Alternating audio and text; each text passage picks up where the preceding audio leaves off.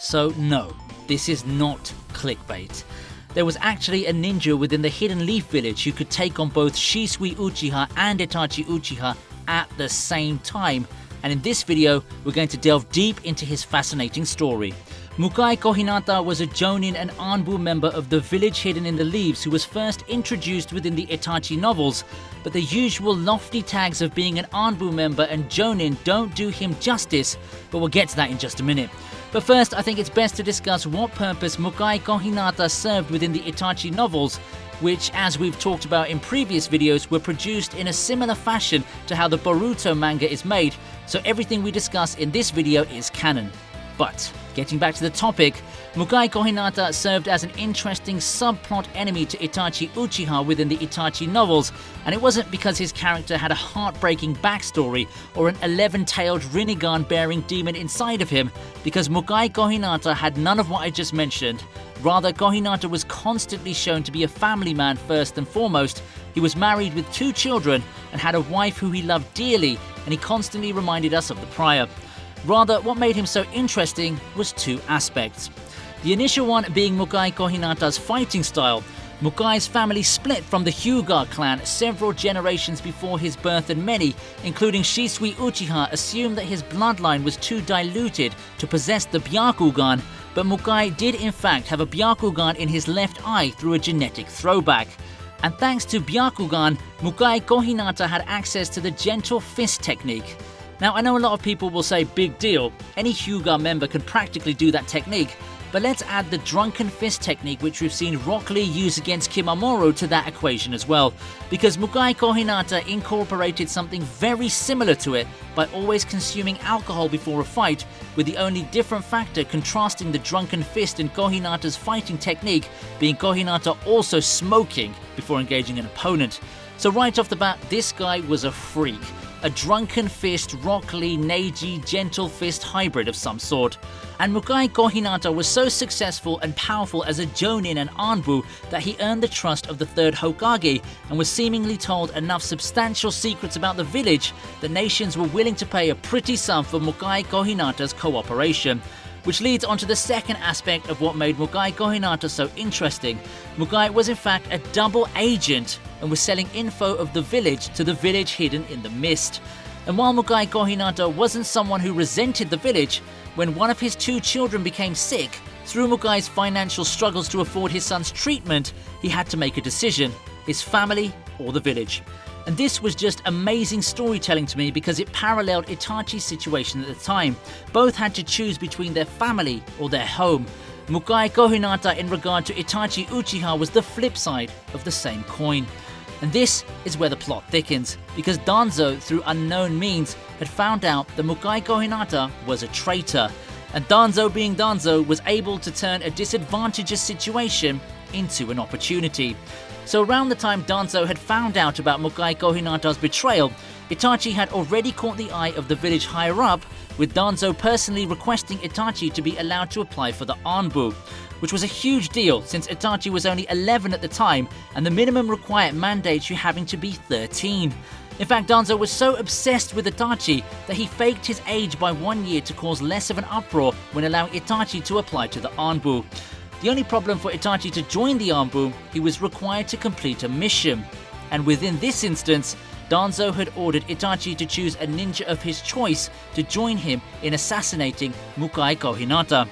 And considering this is the same Danzo who literally convinced the 3rd Hokage to let Itachi at 10 years of age take the Chunin exams by himself instead of being in a 3-man team, and hailed Itachi as a talent that comes every 100 years and was illegally letting Itachi apply for Anbu Black Ops, the fact that Danzo told Itachi to choose a ninja of choice to help him spoke volumes about how highly he thought of Mukai Kohinata. And while Itachi wasn't nearly as strong as he would go on to become, this was a Sharingan-bearing Itachi who, 4 years prior with no Sharingan, was able to break out of Obito's Genjutsu. The same Obito who could Genjutsu a perfect Jinchuriki for several years. So this was a big deal, and by no means a straightforward mission for the then 11-year-old Itachi, even with another ninja. Interestingly enough, Danzo would go on to purposely assign Itachi under Mukai Kohinata a mission which would involve Mukai's team infiltrating the village in the sand and monitor a meeting between the 4th Kazekage and a representative from the village hidden in the mist, whose villages were secretly developing an alliance. While the mission was a serious issue, the inclusion of our new Crow Jutsu using member was to allow Itachi to witness Mukai Kohinata's strength firsthand. And Mukai Kohinata did not disappoint. After one of Mukai's team members set off a booby trap, Mukai commanded his team and Itachi to stop running and proceeded to destroy 20 enemy ninja with taijutsu alone without even breaking a sweat. And considering this was before crazy power-ups and amps that we later see in the series, it was pretty impressive. In fact, even Itachi doubted himself when watching Kohinata effortlessly dodge incoming enemy strikes. The gap in power was clear, yet Itachi would have to go on his second mission with Kohinata soon, the decisive one, where regardless of how strong Kohinata was, Itachi would have to make his move as per instructed by Danzo. And so all that was left was Itachi finding a second ninja to help him defeat the Byakugan-bearing traitor. Initially, Fugaku had asserted that he would join Itachi on his mission, believing that there shouldn't be any chances taken since Itachi's approval into the Anbu would be a pipeline for the Uchiha back into the village. However, Sasuke's entrance ceremony was on the same day as the assassination mission, and while Fugaku showed little concern with the conflicting timetable, after Itachi threatened to pull out of the Anbu application altogether, Fugaku reluctantly agreed to go to Sasuke's entrance ceremony. Itachi would instead ask his best friend Shisui Uchiha to accompany him on his mission. And just on a side note, how cool is Shisui casually going on this high-risk death trap mission because his friend asked him to? But back to the main story. So it was decided Itachi and Shisui the very next day would confront Mukai Kohinata. Interestingly enough, the next day, Mukai Kohinata had sent out a shadow clone as a decoy to travel around the village, while the real Mukai Kohinata would meet the village hidden in the mist contacts in a remote location to leak more information. However, the two Uchiha prodigy were one step ahead. Itachi and Shisui covertly followed the real Mukai Kohinata to his actual location and defeated all of the Kirinin Kohinata he was meeting with ease. And after Kohinata acknowledged both Itachi and Shisui's talents, the two Uchiha made their intentions clear that due to Mukai's betrayal, the two youths had been ordered to capture him. Funnily enough though, Itachi, perhaps through understanding Kohinata's decision, actually offered Kohinata a chance, asking him to surrender peacefully, but Kohinata declined, citing that he'd betrayed too many of the village secrets to receive any mercy from Konoha's government. Kohinata released his Shadow Clone back in Konoha in order to regain the Shadow Clone's chakra, and while activating his Byakugan, mused that he would need to come up with an explanation to tell his son. And so the seemingly impossible task of the two young Uchiha defeating Mukai Kohinata had begun. After a brief scuffle between Kohinata and Itachi's Shadow Clones, Kohinata and Shisui would meet head-on. Mukai Kohinata understood that he couldn't allow his gaze to meet with either of the young prodigy's eyes, and fought with his eyes facing in a different direction. But the plan for the two Uchiha was equally as straightforward. Itachi, through his first mission with Mukai, already understood that Kohinata was an expert taijutsu specialist and had devised a plan to maintain his distance while Shisui would occupy the enemy. And through Shisui's leading of the duo to a specific region of the battlefield, a perfect angle would be produced and Mukai would be defeated.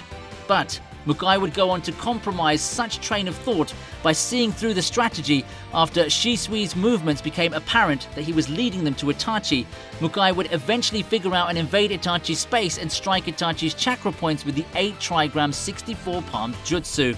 And while Shisui was able to stop Kohinata from completing the technique and save Itachi, Mukai Kohinata was on another level and went on to practically immobilize Shisui through strangulation.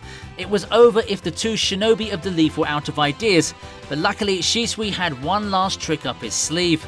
Mangekyo Sharingan. Shisui locked gazes with Mukai Kohinata for a brief moment. In fact, it was such a short period of time that a normal Sharingan wouldn't have enough time to activate Genjutsu, but this wasn't a normal Sharingan.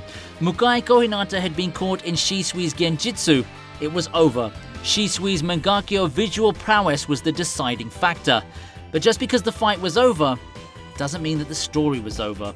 Although it was an act that many would consider futile, Mukai Kohinata had previously inserted a condition within his mind that if he were caught within any type of genjutsu, he'd kill himself.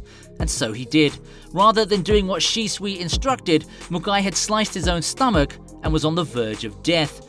A battered Shisui and Itachi looked on as Mukai explained that his family had nothing to do with his treason while fumbling a cigarette from his pocket on the ground. The seemingly invincible ninja, now seconds away from death, couldn't even put a cigarette in his mouth.